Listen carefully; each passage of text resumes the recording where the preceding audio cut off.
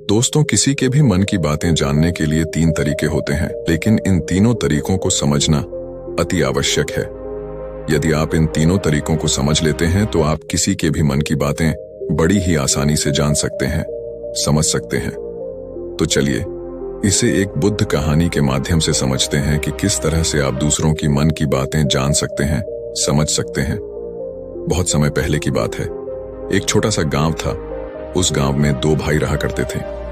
बड़ा भाई अंधा था, जिसके कारण वो हमेशा घर पर ही बैठा रहता था, और छोटा भाई खेती किया करता था। लेकिन खेतों में अधिक जानवर आने से पूरी फसलें नष्ट हो जाती थीं, जिस कारण छोटा भाई बहुत परेशान हो चुका था। तभी उसे एक तरकीब सूझी। एक दिन उसने सोचा, खेतों में से इन जानवरों को भगाने के लिए क्यों ना मैं अपने बड़े भाई की मदद लूं। वैसे भी बड़े भैया अंधे, अगर वह खेत में बैठे रहेंगे और जानवरों की आहट आने पर वह उन्हें जोर से चिल्लाकर भगा सकते हैं, जिससे हमारी फसलें बच सकती हैं। इसलिए उन्हें मैं खेत में बिठा देता हूं। ये सब सोच विचार करने के बाद उसने अपने खेत में ही एक छोटी सी झोपड़ी तैयार की और अपने अंधे भाई को उस खेत में बैठा दिया और उनसे कहा, भैया, यदि कोई जानवर की आहट आपको सुनाई दे तो आप जोर जोर से चिल्लाना। यह सुनकर वह जानवर यहां से भाग जाएंगे और हमारी फसलें नष्ट होने से बच जाएगी। बड़ा भाई अपने छोटे भाई की बात मान लेता है और वो उस दिन से खेत में ही रहना शुरू कर देता है। जब भी किसी जानवर की आहट उसे सुनाई देती तो वो तुरंत जोर जोर से चिल्लाना शुरू कर देता, जिससे वह जानवर उसके खेतों से भाग जाते। ऐसा करते करते कई दिन बीत चुके थे। तभी एक दिन उसके खेत में एक हिरण भागता हुआ था और वह खेत के बांध को तोड़कर वहां से भाग गया।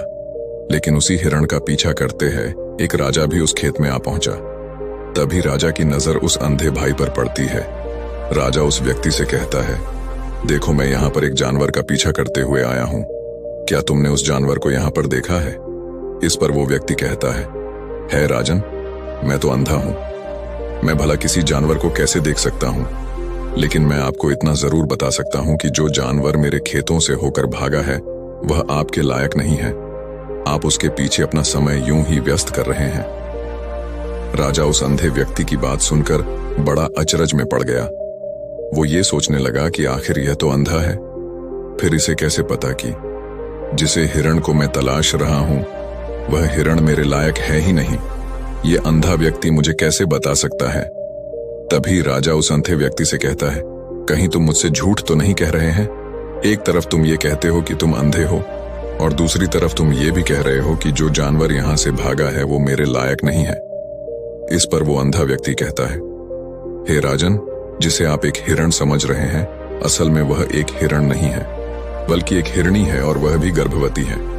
और जहां तक मुझे ज्ञान है, मैंने कभी किसी राजा को किसी गर्भवती हिरणी का शिकार करते हुए नहीं सुना है, और इसी कारण मैं आपसे ये कह रहा हूं कि वो आपके लायक नहीं है। आप उसके पीछे अपना समय व्यर्थ ना करें। यह सुनकर राजा और भी अचरज में पड़ गया। वो ये सोचने लगा कि आखिर ये अंधा आदमी यह कैसे जान सकता है कि वो हिरणी है और गर्भवती है। राजा कुछ देर सोच विचार करने के बाद अपने सेनापति से कहता है, सेनापति जी, मुझे वो जानवर जिंदा चाहिए, क्योंकि मुझे यह पता करना है क्या वो हिरणी है और क्या वह गर्भवती है, क्योंकि यह अंधा आदमी बहुत विश्वास के साथ कह रहा है और मुझे इस बात की पुष्टि करनी है। यदि वह हिरणी हुई और गर्भवती हुई तो वह हमारे शिकार के लायक नहीं है, क्योंकि हम तो एक हिरण का पीछा कर रहे थे। इसलिए जाओ और पता करो कि क्या वो हिरणी है। सेनापति राजा से आज्ञा लेकर आगे की ओर बढ़ चलता है, और कुछ देर बाद जब वह वापस लौट कर आता है तो वह राजा को कहता है, हे राजन, इस अंधे आदमी ने जो भी बातें कही हैं वो बिल्कुल सही है। वो एक हिरणी ही है और वह गर्भवती भी है। यह सुनकर राजा आश्चर्यचकित रह गया। उसे समझ नहीं आ रहा था कि आखिर अंधा आदमी कैसे पता कर सकता है कि वह जानवर एक हिरणी है, और तो और वह गर्भवती है। भला एक अंधा आदमी यह कैसे देख सकता है, यह कैसे जान सकता है? आखिर इससे यह कैसे पता चला? ऐसे कई सारे प्रश्न अब राजा के मन में उमड़ने लगे। अब राजा ने यह ठान लिया था कि मुझे इस बात की तह तक पहुंचना ही है कि आखिर यह अंधा आदमी कैसे जानता है कि वह जानवर एक हिरणी है। ये सोचकर राजा उस अंधे आदमी के पास जाता है और उस अंधे आदमी से कहता है, देखो, मैं ये तो नहीं जानता कि तुम सचमुच अंधे हो या नहीं, लेकिन मैं तुमसे एक बात जानने आया हूं। क्या तुम मेरे प्रश्न का सही सही जवाब दोगे? इस पर अंधा व्यक्ति कहता है राजन, आप जो कुछ पूछना चाहते हैं मुझसे पूछ सकते हैं, मैं आपको बिल्कुल सच सच जवाब दूंगा।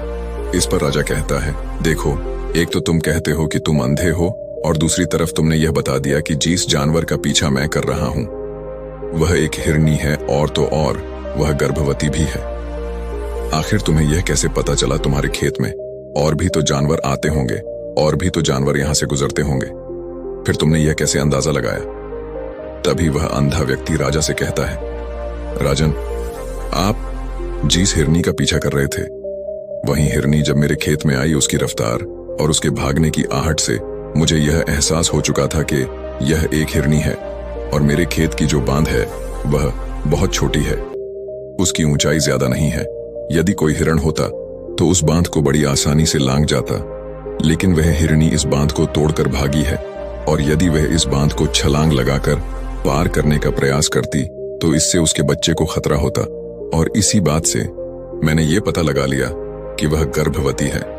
इस कारण वह ज्यादा ऊंची छलांग लगाकर मेरे खेत की बांध को तोड़ते हुए भाग गए। इस पर राजा के मन में एक और प्रश्न उठा। राजा ने कहा, किंतु तुम्हें कैसे पता चला कि वह एक हिरनी ही है? और भी तो कोई जानवर यहां पर आ सकते हैं। इस पर वह अंधा व्यक्ति कहता है, हे राजन, मैं पूरा दिन सुबह शाम यहीं पर बैठा रहता हूं और मेरी सुनने की शक्ति बहुत तेज है। मैं ये भाप जाता हूं कि कौन सा जानवर मेरे खेत में आया है, और उसी के आधार पर मैं जोर जोर से चिल्लाता हूं ताकि वो मेरे खेत से भाग जाए और वो मेरे खेत की फसलों को नष्ट ना कर पाए। राजा उस अंधे आदमी का यह जवाब सुनकर पूरी तरह से संतुष्ट हो चुका था। वह मन ही मन यह सोच रहा था कि आदमी भले ही अंधा हो, लेकिन यह तो बड़ा ज्ञानी मालूम पड़ता है। इस आदमी से कुछ ना कुछ तो काम निकलवाना ही चाहिए। यह विचार लिए हुए राजा वहां से वापस अपने महल की ओर लौट जाता है। राजमहल पहुंचते ही राजा उस अंधे व्यक्ति से कहता है, आप तो बड़े ज्ञानी व्यक्ति हैं, आपको किसी भी बात का पता बड़ी आसानी से चल जाता है। आज मैंने आपको यहाँ पर इसलिए बुलाया है क्योंकि मैं आपसे ये जानना चाहता हूँ कि मेरी पत्नी पतिव्रता है या नहीं। इस पर वो अंधा व्यक्ति कहता है, हे राजन, यह कैसा प्रश्न हुआ? इस पर राजा कहता है, मैंने आपसे बिल्कुल उचित प्रश्न किया है, मुझे इस प्रश्न का उत्तर दीजिए। इस पर वो अंधा व्यक्ति कहता है राजन, ये सारी बातें जाने दीजिए। आपकी शादी को इतने साल बीत चुके हैं और अब आप ये बात क्यों जानना चाहते हैं? आपके मन में ऐसे प्रश्न क्यों उठ रहे हैं? इस पर राजा जिद करते हुए कहता है, देखिए, आपको मुझे इस प्रश्न का उत्तर तो देना ही होगा। यदि आप मुझे इस प्रश्न का उत्तर नहीं देंगे तो मैं आपको मृत्यु दंड दे दूंगा। राजा के मुख से यह बात सुनकर वह अंधा व्यक्ति कहता है राजन, यदि आप इस प्रश्न का उत्तर चाहते हैं तो उसके लिए आपको मेरा एक काम करना होगा। राजा कहता है, बोलो, मुझे क्या काम करना होगा? इस पर व्यक्ति कहता है, इसके लिए आपकी पत्नी को मेरे साथ कमरे में अकेले छोड़ना होगा। उस अंधे व्यक्ति की यह बात सुनकर राजा पहले तो क्रोधित हो जाता है, लेकिन फिर कुछ सोच विचार करने के बाद वह उस व्यक्ति की बात मान लेता है और अपने सेनापति को आदेश देता है, सेनापति जी, इस व्यक्ति को और मेरी पत्नी को एक कमरे में कुछ देर के लिए अकेला छोड़ दें। सेनापति बिल्कुल वैसा ही करता है। अब राजा की पत्नी और अंधा आदमी एक कमरे में बंद हो चुके होते हैं। तभी वो अंधा आदमी राजा की पत्नी से कहता है, मुझे आपको छूना है। इस बात पर रानी अत्यधिक क्रोधित हो जाती है और उस अंधे आदमी को वो पकड़ पकड़ कर पीटने लगती है, कभी हाथों से तो कभी लातों से तो कभी पटक पटक कर। इस तरह से उन्होंने उस अंधे आदमी की खूब पिटाई की। उसके बाद किसी तरह से वह अंधा आदमी अपनी जान बचाकर वहां से भाग निकलता है और वह राजा जा के पास पहुंचता है और वह राजा से कहता है, हे राजन, आपकी पत्नी पतिव्रता नहीं है। यह बात सुनकर राजा अत्यधिक क्रोधित हो उठता है और राजा अपनी तलवार निकालकर सीधा अपनी पत्नी की ओर जाता है और क्रोधित होकर वह अपनी रानी से कहता है, रानी जी, आज मैं जो भी सवाल आपसे करने वाला हो उसका मुझे सच सच जवाब दीजिएगा, और यदि आपने एक शब्द भी झूठ कहा तो मैं आपका अभी के अभी सर धड़ से अलग कर दूंगा, तभी आगे बढ़े। राजा कहता है, मुझे बताइए, क्या आप पतिव्रता हैं या नहीं? इस पर रानी कहती है राजन, आप भले ही मुझे जान से मरवा दीजिए, लेकिन मैं पतिव्रता नहीं हूं। राजा यह बात सुनकर बहुत खुश हुआ, क्योंकि उस अंधे आदमी ने जो भी कहा था वह बिल्कुल सच था यह बात सुनकर तुरंत ही राजा उस आदमी के पास पहुंचता है और आकर उस अंधे आदमी से कहता है, तुम्हें कैसे पता चला कि मेरी पत्नी पतिव्रता नहीं है? इस पर वह अंधा आदमी कहता है, हे राजन, बड़ी सीधी सी बात है। मैंने तो आपकी पत्नी से बस इतना ही कहा था कि मुझे आपको छूना है। और इस बात पर वह इतना क्रोधित हो उठी कि उन्होंने गुस्से में आकर मुझे लात घूंसों से पीटना शुरू कर दिया। और भला कोई औरत किसी और मर्द को कैसे छू सकती है? लेकिन उन्होंने ना आप देखा न ताव, बस लात घूंसे मुझ पर बरसाने शुरू कर दिए। वह भी तो एक छूना ही हुआ, और एक पतिव्रता नारी कभी भी पराये मर्द को नहीं छूती। जब मैंने उसे छूने के लिए कहा था तो वह उस वक्त मुझे मना कर सकती थी, लेकिन उन्होंने तो मुझे पीटना शुरू कर दिया और देखते ही देखते उन्होंने मेरे पूरे शरीर को छू लिया। अब आप ही बताइए, ऐसी स्त्री भला पतिव्रता कैसे हो सकती है? इस पर राजा कहता है, तुम तो बड़े ज्ञानी मालूम पड़ते हो। अच्छा ठीक है, चलो तुम मेरे एक प्रश्न का और जवाब दो। यदि तुमने मुझे इस प्रश्न का सही सही जवाब दे दिया तो मैं तुम्हें यहां से जाने दूंगा। आगे राजा उस अंधे आदमी से कहता है कि तुम मुझे यह बताओ, क्या मैं सच में अपने पिताजी का ही बेटा हूं या फिर किसी और का? इस पर वह अंधा भी कहता है, हे राजन, इस बात से आपका क्या लेना देना? आप किसी की भी औलाद हो, आखिर आप हैं तो इस राज्य के राजा, इसलिए इस प्रश्न को जाने दीजिए। लेकिन राजा कहता है, नहीं नहीं, मुझे इस प्रश्न का सही सही जवाब चाहिए, अन्यथा यह प्रश्न मुझे हमेशा परेशान करता रहेगा। इसलिए मैं इसका सही सही जवाब जानना चाहता। यदि तुम इसका सही सही जवाब दे देते हो तो तुम यहां से जा सकते हो, मैं तुम्हें नहीं रोकूंगा। इस पर वह अंधा आदमी कहता है, हे राजन, इसके लिए तो मुझे आपके मां के पास भी जाने की कोई आवश्यकता नहीं है। मैं आपको अभी अभी ये बता सकता हूं कि आप किसकी औलाद हैं, लेकिन उससे पहले मैं चाहता हूं कि आप मुझसे एक वादा करें कि आप मुझ पर क्रोध नहीं करेंगे। राजन ने कहा, मैं तुमसे वादा करता हूं, मैं तुम पर क्रोध नहीं करागा। इसके बाद वह अंधा आदमी राजा से कहता है राजन, आप हैं तो अपने ही पिता के पुत्र, लेकिन आप पर एक कंजूस सेठ की छाया पड़ी हुई है। यह सुन राजा बहुत क्रोधित हो उठा और वह तुरंत तलवार निकालकर अपनी मां के पास जा पहुंचा। वह वहां पर पहुंचने के बाद अपनी मां से कहता है, मां, मुझे सच सच बताइए, क्या मैं अपने ही पिता का पुत्र हूं या नहीं? यदि आपने मुझे सही सही नहीं बताया तो वह यहीं पर अपने प्राण त्याग दूंगा। मुझे बताऊं क्या सच है? इस पर उस राजा की मां कहती, बेटा, तू है तो अपने ही पिता का पुत्र, लेकिन तुम्हारे ऊपर एक कंजूस सेठ की छाया पड़ी हुई है। जब मैं एक बार नहाने के बाद अपना मुंह आईने में देख रही थी, तभी उस कांच के पीछे मुझे एक कंजूस सेठ नजर आता है और उसी की छाया तुम पर पड़ चुकी है। ये सुन राजा बहुत खुश हो जाता है और वह तुरंत दौड़ा दौड़ा वापस उस अंधे आदमी के पास पहुंचता है और उस अंधे आदमी से कहता है, तुम्हें यह कैसे पता चला कि मुझ पर एक कंजूस सेठ की छाया पड़ी हुई है? इस पर वह आदमी कहता है राजन, आपने मुझसे कई सारे सवाल पूछे जिनका जवाब मैंने आपको सही सही दिया है। यदि कोई और राजा होता तो मुझे इसके बदले में ढेरों सारे इनाम मिल चुके होते, लेकिन अब तक आपने एक फूटी कौड़ी तक नहीं दी है। इस बात से ही मैंने अंदाजा लगा लिया था कि आप बहुत कंजूस हो। ये बात सुनकर राजा झकझोर से हंसने लगा और कहता है कि आप जो भी मांगेंगे वह मैं आपको अवश्य दूंगा, लेकिन मुझे यह बताओ कि तुम्हें कैसे पता चल जाता है कि कौन सी बात सही है और कौन सी गलत? तुम किसी भी बात का इतना सटीक और सही जवाब कैसे दे पाते हो? इस पर वह अंधा आदमी कहता है, हे राजन, मैं तो वैसे ही अंधा हूं। यदि मेरी आंखें होती तो मैं किसी की भी मन की बातें बड़ी सरलता से जान लेता। मन की एक भाषा होती है और यह भाषा मनुष्य के शरीर के व्यवहार के रूप में देखी जा सकती है। उसकी आंखों से, उसके होठों से, उसके काम करने के तरीके से, उसकी क्रियाओं से पता किया जा सकता है कि उसके मन में क्या चल रहा है। उसके आधार पर हम किसी के भी मन की बातें जान सकते हैं, लेकिन मैं तो अंधा हूं, मैं देख नहीं सकता, इसलिए मैं क्रियाओं से देखता हूं। यदि मुझे कोई बात जाननी हो तो अगले आदमी को कुछ काम देना पड़ता है, जिस पर वह व्यक्ति किस प्रकार काम करता है, किस तरीके से इस काम को करता है, उसके आधार पर ही मैं यह पता कर पाता हूं कि उसके मन में क्या चल रहा है। तभी वह राजा कहता है, तो क्या इसका अर्थ यह हुआ कि मैं भी किसी के मन की बातें जान सकता हूं? इस पर वह अंधा आदमी कहता है, हे राजन, अवश्य आप भी किसी भी व्यक्ति के मन की बात जान सकते हैं, किंतु उससे पहले आपको अपने ऊपर काम करना होगा। और वह काम है अपने मन को शांत कर, अपने मन को वर्तमान में लाना, जिसके लिए मैं आज आपको 3 तरीके बताने वाला। और ये तीनों ही तरीके बड़े ही आसान और सरल हैं। किंतु हे राजन, उससे पहले आपको एक काम करना होगा, अपने मन को एकाग्र करना हो। जब हम अपने मन को एकाग्र करते हैं, अपने मन को वर्तमान में लाते हैं, तो हम दूसरे के मन की बात जान सकते हैं, क्योंकि वह आदमी अरबी भी अपने मन में वर्तमान में ही सोच रहा है और हमें भी मन को वर्तमान में ही लाना होगा, तभी हम उसके मन की बातें जान सकते हैं। यदि हम अतीत में हुई घटनाओं के बारे में सोच रहे हैं, तो वह जो अगला आदमी वर्तमान में सोच रहा है, वर्तमान में अपने मन में बात कर रहा है, वह हम कैसे जान पाएंगे, क्योंकि हम तो अतीत की घटनाओं में डूबे हुए हैं।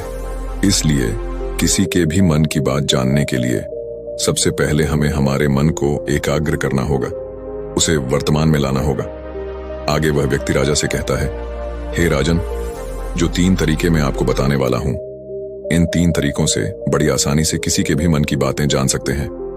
उसके बाद वह अंधा आदमी राजा से कहता है, हे राजन, जो सबसे पहला तरीका है वह है आंखों पर ध्यान देना। किसी व्यक्ति से बात करते वक्त उसकी आंखों में देखना, उसकी आंखों पर ध्यान देना जो सबसे ज्यादा जरूरी है, क्योंकि आंखें बोलती नहीं पर बहुत कुछ कह जाती है। यदि हम किसी व्यक्ति की आंखों के इशारों को समझना सीख जाए, हम यह जान पाएंगे कि व्यक्ति के दिमाग में क्या चल रहा है, वो क्या सोच रहा और अभी वह क्या करने वाला। मेरे पास आंखें नहीं, लेकिन मैंने अपने गुरु से यह विद्या सीखी है, क्योंकि बहुत सालों पहले मेरे पास आंखें थीं और मैं उस वक्त लोगों के मन की बातें केवल उनकी आंखों से ही जान लेता था। इसलिए यदि आप भी दूसरों की मन की बातें जानना चाहते हैं, तो आपको भी उनकी आंखों पर गौर करना चाहिए, जैसे कि उनका आकार कैसा है, वह कब, कहां और किधर देख रहे हैं। यदि उसकी आंखें यहां वहां घूम रही है, जब आप उससे बातें कर रहे हैं, तो वहां वह इधर उधर मोड़ रहा है, कभी ऊपर तो कभी नीचे या कभी आसपास, या फिर उसकी आंखें खुश नजर आ रही हैं या फिर आंखें निराश नजर आ रही हैं। जैसे कि चोर होता है, उसकी आंखों में जब हम देखते हैं तो हमें यह पता चलता है कि अगले आदमी ने कोई गलती की है। ठीक उसी प्रकार जब हम किसी चालाक व्यक्ति की आंखों में देखते हैं, तो आपको पता चलेगा कि उसकी आंखों में एक भाषा होती है, एक बहुत ही सीधा और आसान तरीका होता है। यदि आपको यह पता लगाना है कि सामने वाला व्यक्ति आपसे झूठ कह रहा है या फिर सही, तो आपको उसकी आंखों पर ध्यान देना अति आवश्यक है। यदि आपसे बात करते वक्त वह व्यक्ति अपनी आंखें यहां वहां घुमा रहा है, ऊपर नीचे इधर उधर दाएं बाएं हर जगह देख रहा है, तो इसका अर्थ ये हुआ कि वह उस बात से निकलने का कोई रास्ता ढूंढ रहा है और कोई झूठ बना रहा है। यदि सामने वाला व्यक्ति आपसे कुछ झूठ कहने का प्रयास कर रहा है, तो वह आपसे नजर नहीं मिलाएगा।